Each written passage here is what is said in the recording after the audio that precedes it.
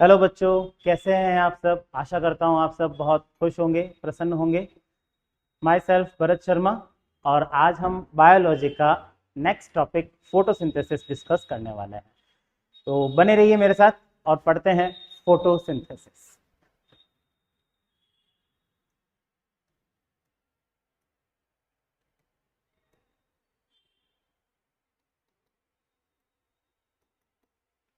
Photosynthesis क्या होता है? फोटोसिंथेसिस अगर हम बात करें, फोटो का मीनिंग होता है लाइट। फोटो का मीनिंग होता है लाइट एंड सिंथेसिस का मीनिंग होता है लाइट के जरिए सिंथेसाइज करना। दैट इज प्लांट अपना फूड किस तरीके से सिंथेसाइज करते हैं, हम उसकी बात करेंगे। सबसे पहले आपको ये क्लियर होना चाहिए कि नेचर के अंदर जो प्लांट्स होते हैं वो ऑटोट्रॉपिक नेचर के होते हैं। ऑटोट्रॉपिक का मीनिंग क्या होता है? They are producer in nature. Basically they make their own food by the process of photosynthesis. क्या बात करते हैं? प्लांट्स अपना खुद का फूड खुद प्रोड्यूस करते हैं और इसमें एक प्रोसेस होता है, उस प्रोसेस का नाम है फोटोसिंथेसिस। क्लियर? तो फोटोसिंथेसिस बेसिकली क्या प्रक्रिया है, क्या प्रोसेस है, उसकी चर्चा करने से पहले, उसकी बात करने से पहले आपको ये ध्यान रखना होगा कि फोटोसिंथेसिस के लिए रिक्वायर्ड मटेरियल क्या होते हैं प्लांट्स को। तो यहां पर हम बात कर सकते हैं the raw material for the photosynthesis. Basically the raw material for photosynthesis.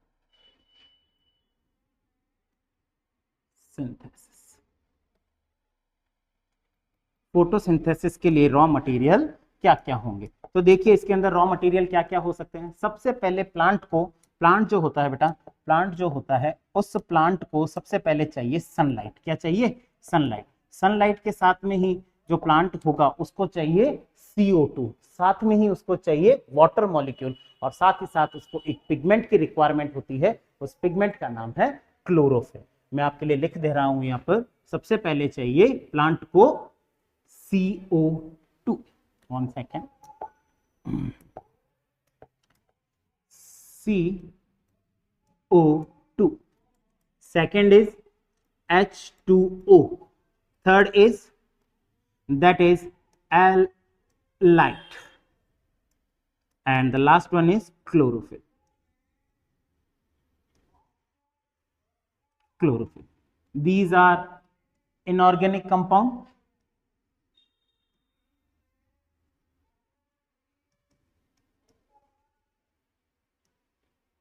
ये क्या है बेटा? इनऑर्गेनिक कंपाउंड है जो एनवायरमेंट के अंदर प्रेजेंट है। प्लांट इनको एब्सॉर्ब करता है, प्लांट इनको अपने फोटोसिंथेसिस प्रोसेस के लिए काम में लेता है, यूटिलाइज करता है। अच्छा, एक सिंपल सा एग्जांपल देता हूं। जिस तरह से, अच्छा आप बताइए, रोटी बनाने के लिए किसकी रिक्वायरमेंट होती है? कि साहब आटे की होती है। रोटी बनाने के लिए रिक्वायरमेंट, आटे में पानी डालेंगे तभी उसका डो बना पाएंगे, उसको बेल पाएंगे। उसको सेकने के लिए गैस की रिक्वायरमेंट होती है। क्या इनमें से कभी भी कुछ भी नहीं होगा तो क्या रोटी बना पाएंगे? बिना आटे की रोटी बन सकती है क्या? नहीं बन सकती। वैसे ही जब तक ये चार मटेरियल प्लांट के पास में अवेलेबल नहीं होंगे, plant does not show the process of photosynthesis. अब आगे हम बात करते हैं कि फोटोसिंथेसिस का सर जो प्रोसेस होता है उसके अंदर, फोटोसिंथेसिस का जो प्रोसेस होता है उसमें आप बात कर रहे हैं रॉ मटेरियल की। आपने बात कर ली साहब सनलाइट, जो सोलर एनर्जी है, सूरज भगवान अपनी लाइट हम प्लांट के ऊपर देंगे और वो प्लांट क्या करेगा? अपना फूड को सिंथेसाइज करेगा। एनवायरमेंट के अंदर आपके कार्बन डाइऑक्साइड प्रेजेंट है और एनवायरमेंट के अंदर ही क्या प्रेजेंट है? वाटर मॉलिक्यूल प्रेजेंट है। तो जनरली प्लांट्स क्या करता है? बाय द रूट एब्जॉर्ब करता है, और मॉइस्चर भी होता है एनवायरमेंट में, तो प्लांट की रूट वहां से भी क्या कर सकती है? उसको गेन कर सकती है। तो बेसिकली वाटर मॉलिक्यूल और CO2 उसको एनवायरमेंट से मिल जाता है, और वो इनऑर्गेनिक कंपाउंड को ऑर्गेनिक कंपाउंड में बदलने की क्षमता रखती है। The capacity have the plant, जो कैपेसिटी होती है प्लांट के पास में, वो प्रेजेंट होती है उस प्रोसेस के अंदर। कौन उनकी हेल्प करता है? Sunlight and chlorophyll. तो these are the basic 4 raw material. First one is sunlight, second one is chlorophyll, and the inorganic compound which is present into our environment, that is carbon dioxide and water molecule. Clear? तो ये जो चारों raw material होते हैं ये क्या करते हैं? फोटोसिंथेसिस का प्रोसेस शो करते हैं। हम बात करते हैं बेटा यहां पर एक पिगमेंट जो प्रेजेंट होता है हमारे एक सेल ऑर्गेनल जिसका नाम है क्लोरोप्लास्ट, जिसका नाम है chloroplast, because chloroplast is double cell layered cell organelle, double cell layered cell organelle. Chloroplast के अंदर यहां पर प्रेजेंट होता है सब आपका क्लोरोफिल प्रेजेंट होता है। क्या प्रेजेंट होता है? क्लोरोफिल। कहां प्रेजेंट होता है पहले उसकी बात कर लेते हैं। ये एक डायग्राम बनाया जा रहा है, स्ट्रक्चर बनाया जा रहा है आपके सामने, किसका? क्लोरोप्लास्ट का। देखिएगा यहां पर हम बनाते हैं इस तरह से कॉइन लाइक स्ट्रक्चर,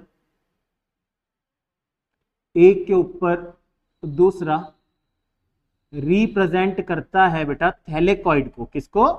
थैलेकॉइड को। किसको? Thylakoid. These are thylakoids, these are thylakoid. तो इस पर्टिकुलर जो एक कॉइन लाइक स्ट्रक्चर दिखाई दे रहा है इसको मैं बोलूंगा, इसको रिप्रेजेंट करेंगे हम थैलेकॉइड से। इसको बोलते हैं साहब थैलेकॉइड्स,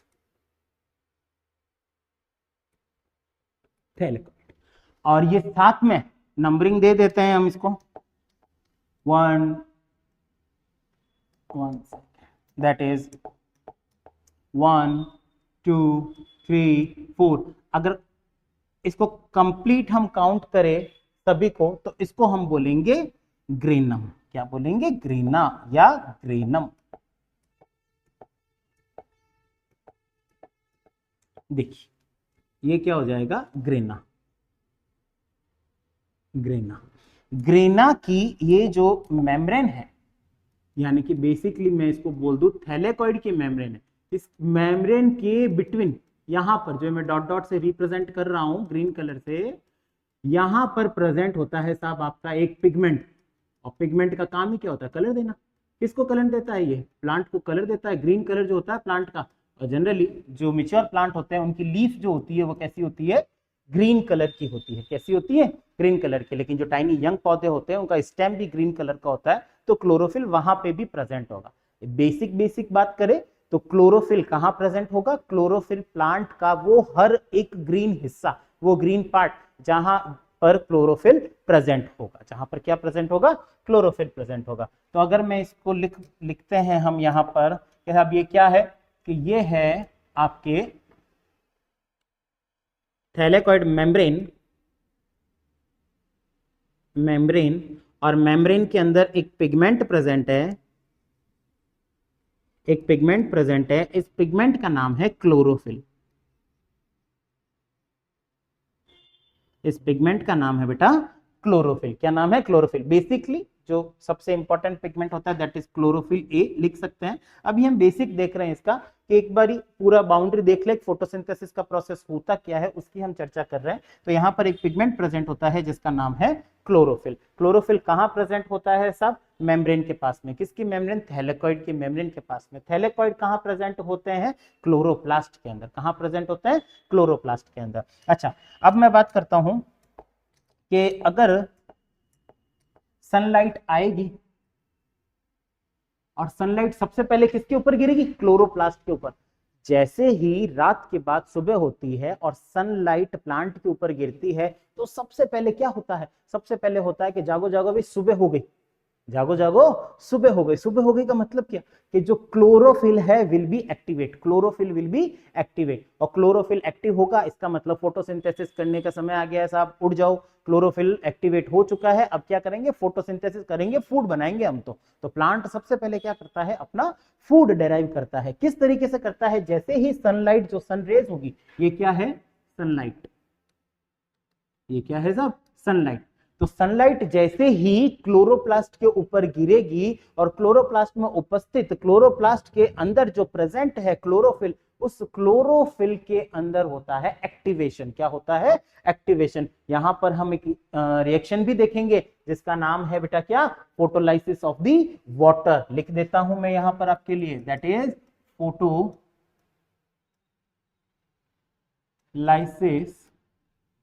ऑफ द वाटर।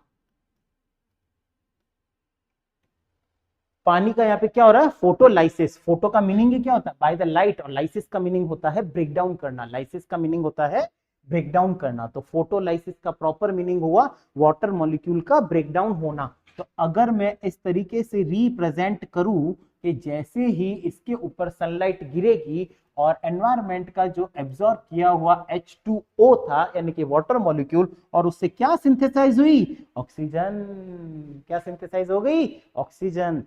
बेटा 50 बारी नीट के अंदर या उसके अराउंड बहुत सारे ऐसे एग्जाम्स होते हैं, ओलंपियाड हो गया, सीबीएसई हो गया हमारा, है ना, 12th बोर्ड हो गया, 11, तो वहां पर ये पूछे जाते हैं क्या कि जो ऑक्सीजन होती है एनवायरमेंट के अंदर, जो ऑक्सीजन रिलीज होती है बाय द फोटोसिंथेसिस प्रोसेस, वो आई कहां से, उसका जो सिंथेसाइज हुआ है वो कहां से हुआ है, तो उसको हम बोल सकते हैं कि वो H2O के डायरेक्ट लाइसिस के कारण हुआ। और वो प्रोसेस होता है साहब अपना फोटोलाइसिस प्रोसेस। क्या होता है, फोटोलाइसिस प्रोसेस। तो ये जो फोटोलाइसिस प्रोसेस है इसकी वजह से H2O जो होगा वो O2 में कन्वर्ट हो जाता। और क्या क्या हो रहा है यहाँ पर, आप देखिए ये सब किसकी प्रेजेंस में हो रहा है, लाइट की प्रेजेंस में। तो आपने पढ़ा ही होगा लाइट की प्रेजेंस का मतलब ही क्या होता है, मतलब कि लाइट रिएक्शन। ये कौन सी रिएक्शन है, लाइट रिएक्शन। ये कौन सी रिएक्शन है भाई, लाइट रिएक्शन। लाइट रिएक्शन का मतलब in the presence of light water molecule will be break down into the oxygen and where देखिए यहां पे क्या क्या घटना होती है। सबसे पहले यहां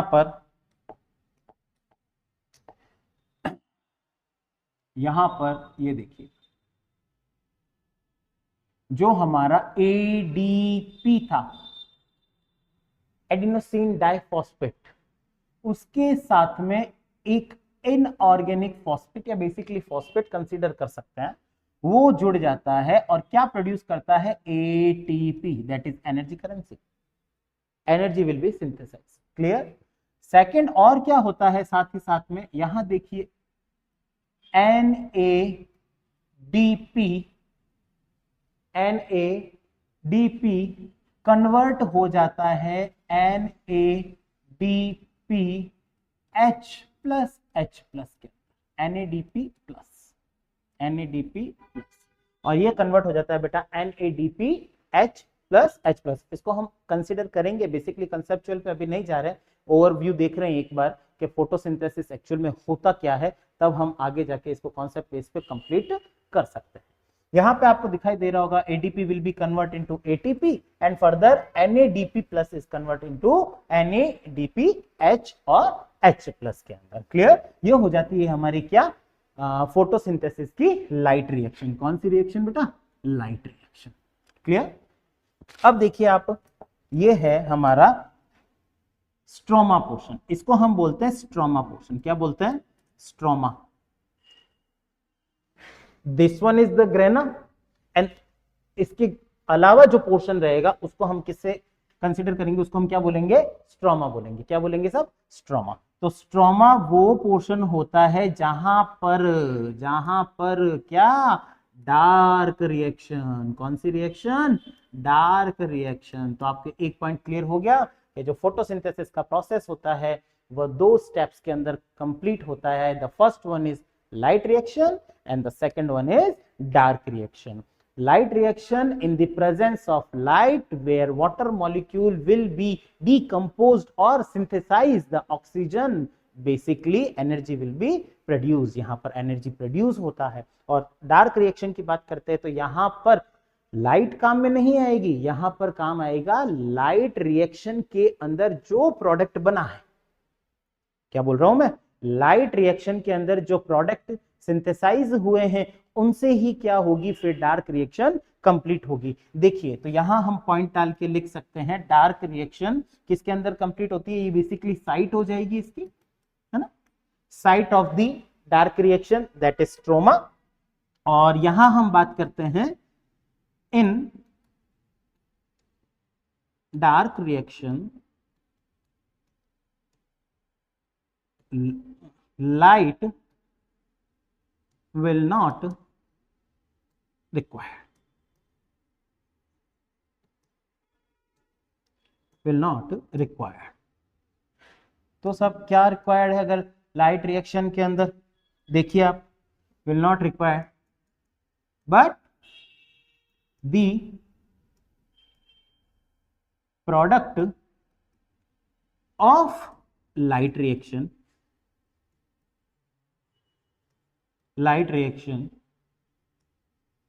will be required,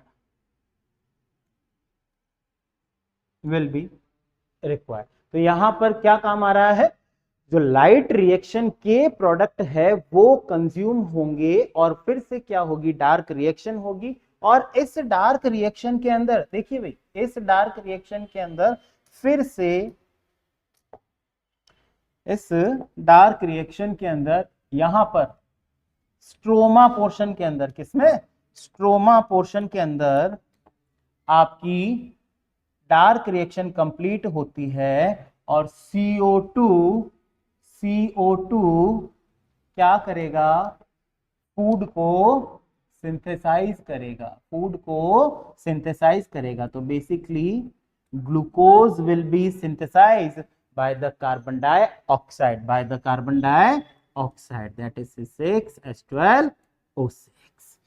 यहां पर क्या हुआ है, डार्क रिएक्शन के अंदर ग्लूकोज बना है। ग्लूकोज बनते ही सबसे पहले NADPH plus H plus will be convert into again NADP plus and ATP will be convert into an ADP plus phosphate।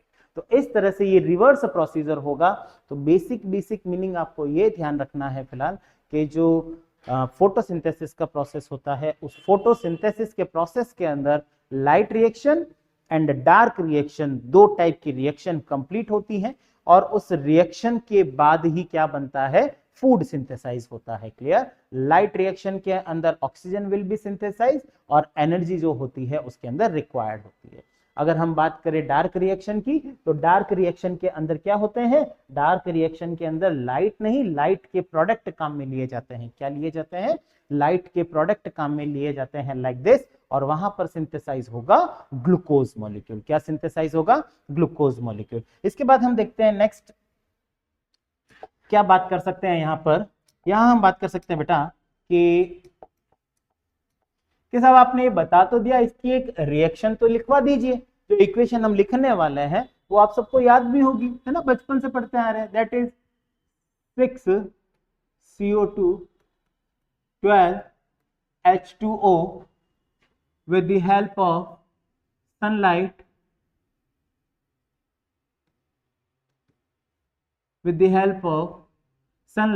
and chlorophyll, with the help of sunlight and chlorophyll. तो product हमको क्या मिल जाएगा, glucose, that is C6H12O6। साथ ही साथ में हम लोगों के लिए क्या निकल जाएगी, ऑक्सीजन। क्या निकल जाएगी, ऑक्सीजन। तो ऑक्सीजन विल बी प्रोड्यूस और वाटर मॉलिक्यूल बाय प्रोडक्ट को प्रोडक्ट के रूप में रिलीज होता है। क्लियर है आपके सामने, ये एक रिएक्शन लिखी गई है, that is 6CO2 12H2O। Sunlight and chlorophyll की मदद से, इनकी हेल्प से हम क्या कर पाएंगे, यहाँ पर जो हमारा फूड होगा उसको सिंथेसाइज कर पाएंगे। बेटा क्या कर पाएंगे, फूड को सिंथेसाइज कर पाएंगे। तो that is food, because we are directly और indirectly depend on the plants only, है ना। तो हम सब डायरेक्ट किसके ऊपर निर्भर है, किसके ऊपर डिपेंड है, प्लांट्स के ऊपर। और प्लांट ही एकमात्र बोल सकते हैं, जनरली बोल सकते हैं, क्योंकि कुछ बैक्टीरियाज भी होते हैं बेसिकली जो फोटोसिंथेसिस का प्रोसेस करते हैं, लेकिन उनके अंदर केमिकल्स होते हैं, उनमें फोटो वो अलग प्रोसेस है। हम यहाँ पे जनरल बात करेंगे तो ग्रीन प्लांट्स की बात करते हैं या हायर प्लांट्स की बात करते हैं जिनके अंदर फोटोसिंथेसिस का प्रोसेस होता है। तो अब ये इक्वेशन देख के आपसे पूछा जा सकता है, क्या पूछा जा सकता है कि ये जो CO2 है साहब, ये क्या बनाता है, ये बनाता है फूड बनाता है। क्या बनाता है, फूड बनाता है। और ये जो फूड बनता है बाय द CO2, इसको हम बोलते हैं डार्क रिएक्शन। क्या बोलते हैं, dark reaction, dark reaction. Clear बात, इसको हम क्या बोलते हैं, डार्क रिएक्शन। ये डार्क रिएक्शन के अंदर होगा और वाटर मॉलिक्यूल का टूटना और ऑक्सीजन का निकलना, वाटर मॉलिक्यूल का टूटना और ऑक्सीजन का निकलना, ये किसके अंदर होगा, लाइट रिएक्शन। नोट लगा ले साहब, 2000 का, 2000 का नोट लगाएंगे अपन, ठीक है, लगाते हैं। देखिए 2000 का नोट क्या कहता है हमारा note, yes, light reaction plus dark reaction, light reaction plus dark reaction. क्या लिख सकते हैं इसको? Photo synthesis. क्या लिख सकते हैं बेटा? Photosynthesis. It is a kind of process